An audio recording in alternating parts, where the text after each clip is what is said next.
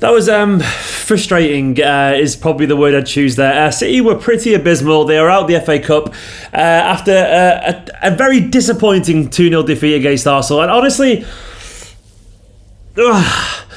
furious is the word I'd probably use.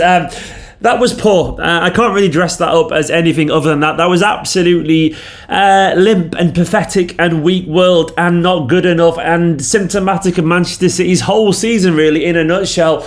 And it just makes you kind of want to scream in a very frustrated kind of way. I'm not going to throw my toys out the pram and all that kind of stuff because it's akin to getting angry. Repetition. Like it's like getting annoyed at it raining in Manchester. This is getting annoyed at Manchester City being this season basically.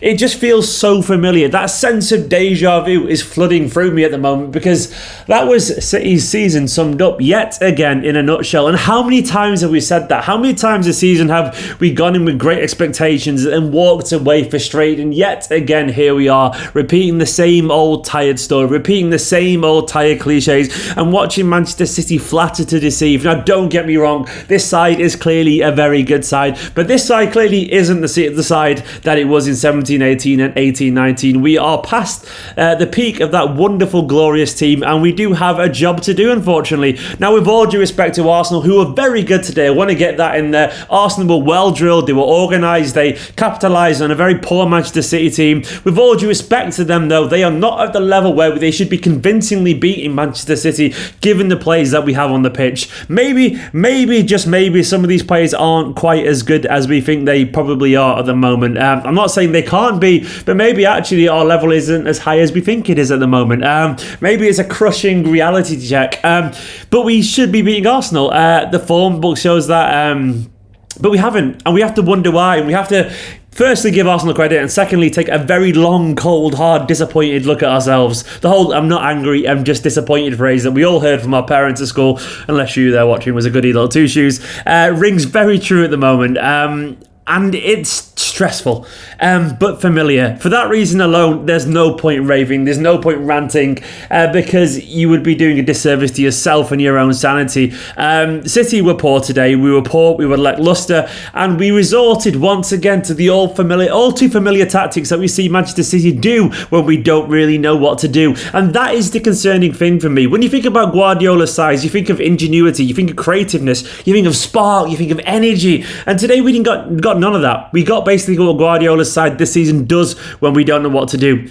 Basically, just throw cross after cross into the box with one or two tiny little forward players. You got David Silva in there, you got Raheem Sterling in there, you got maybe Mahrez at the back post. He doesn't know how to attack a cross if the cross was attacking him right in the face. He doesn't know how to do that. Then you got Foden on, or Gabriel Jesus, who isn't a presence in the air. And what we do, we just throw ball after ball into the box against 6-foot defenders, and we keep doing that. And you have to wonder why. Why is it when things aren't going well do we resort to this simplicity, to this very boring tactic, to this most rudimentary of Tony Pulis football? Like, why do we resort to that? We have to be more intelligent than that. We have to be better than that. And yet, here we are again, repeating that same old story, saying the same things after another disappointing loss.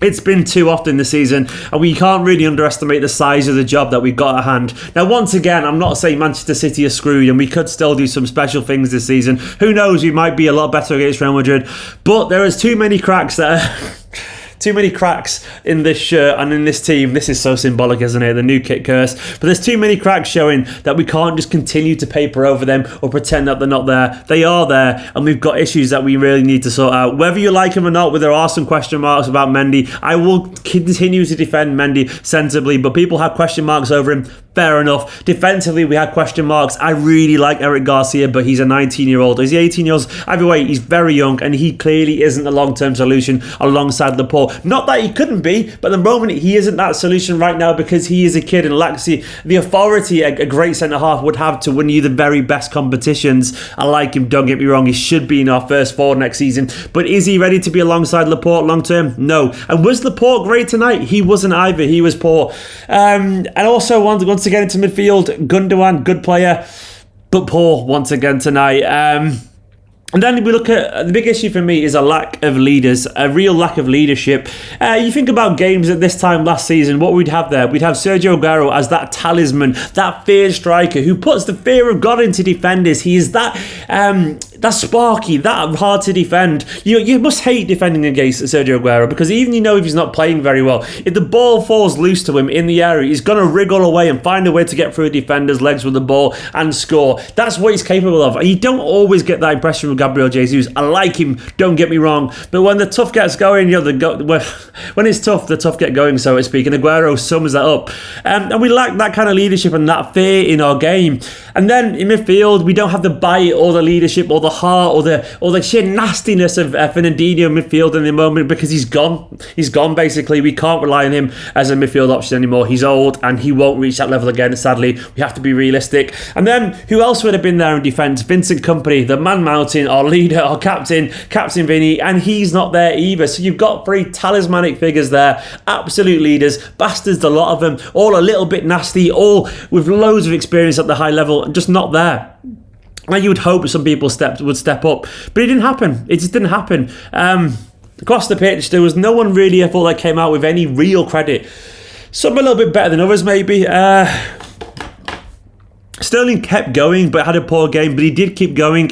David Silva kind of looked okay every now and again when he was on the ball, but once again he couldn't really kind of submit his authority on the game. Kevin De Bruyne had a rare bad Kevin De Bruyne day. You can seriously count the number of Kevin De Bruyne games on one hand that are bad, but today it was poor. And it basically, usually when we're not playing well, we need someone like Kevin De Bruyne to dig us out this horrible Manchester City shaped hole that we dug, but he wasn't there to do that today. So then the burden of creativity or impetus or drive essentially falls to someone else's shoulders, and if he's not there to do it at the moment, we have no one there to do it. Morris was alright on the right, maybe a little bit lucky to come off. Sterling, as I said before, kept going, but he had one of those Sterling days of the past month or two the past few months ago, where nothing he can do comes off. And it was just a poor performance. Defensively, just not terrible, just poor. Just like a bit meh, just a little bit apathetic, a little bit pathetic and limp and weak. Maybe Mendy should have stopped that cross a little bit better, but it was far too easy for Arsenal to work their way up the pitch in the first place. Maybe as well Mendy was a little bit lax with his defensive line, but I also thought Walker was nowhere to be deceived. I also thought there was no conviction in the line generally from a team. At no point did you ever get the impression that line was in sync or there was a synergy there. They weren't communicating anywhere near well enough, and they had really no idea where the other was going to be at any point. Gundogan had a stinker, unfortunately. Now, usually Gundogan is good in these kind of games against Arsenal. Usually Gundogan is good when teams are willing to try and pass it around him too, because he can do his very technical thing. But he wasn't there today. He just simply didn't turn up. And we couldn't find a momentum. Now, for a brief period in the second half, we did have that little spell basically where we were breaking him down. And if we kept that up, we would have scored probably. But the water break came in. We lost our momentum. And then we couldn't find it again. And Arsenal capitalised. We're out of the FA Cup. This weird lockdown time that we're in. And that's one less thing to look forward to. We really should be winning that today, but at no point did we look like we were going to. Fair play to Arsenal, we have to give them the credit where it's due, but I'm frustrated. It really does show that we do need a few signings next season now. We really do need to answer some of these questions that we got. We need a senior, reliable centre-back. We really do need an alternative to Mendy that we can trust potentially, because obviously he doesn't trust Zinchenko. So if it's not going to be Mendy, we need someone there with experience there who can be a little bit more reliable potentially. I still have some faith left in Mendy. I know a lot of people don't, but I'm willing to give him another season rotating with someone else that they deem capable and competent, because they don't think Angelino's it, and they certainly don't think Zinchenko's it either. Then after that, we do need a forward. I'm sorry, if our plan B is going to be lump it in the box and hopefully someone can get on the end of it, we're going to need someone who can actually be useful there. A Dzeko, a Haaland, a Negredo at his peak. Someone like that is absolutely futile and pointless to carry on doing the same thing. As they say, the definition of insanity is repeating the same thing over and over and over again and expecting a different outcome. It's absolutely nonsensical that we keep doing that, and it's just